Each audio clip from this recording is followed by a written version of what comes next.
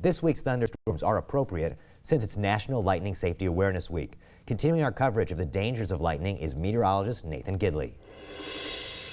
Well, on First at 5, we told you about these common myths with regard to lightning and how to stay safe outdoors. You may think you're safe under a tree, but you are safe if it's raining outside, or you're completely safe inside. Actually, though, lightning can still hurt you if it hits a tree.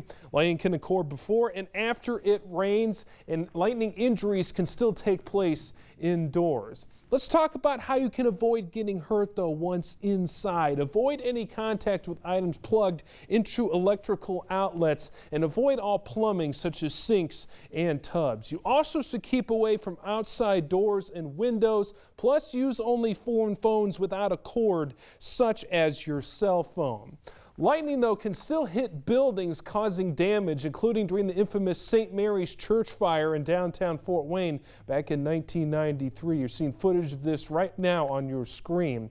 Nowadays, buildings can be equipped with lightning rods and accompanying lightning protection systems to properly intercept a strike. However, powerful positive lightning strikes still remain dangerous.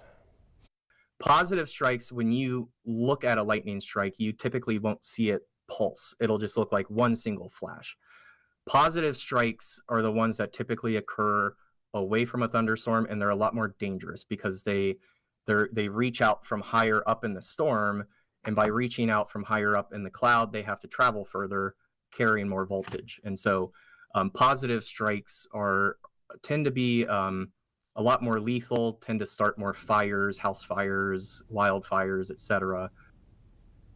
Now, less dangerous negative lightning strikes can still happen in multiple pulses. However, know that a bolt of lightning is 5 times hotter than the surface of the sun at approximately 50,000 degrees Fahrenheit. Be safe, and you can find more safety advice right now on WANE.com. Meteorologist Nathan Gidley, WANE 15 News.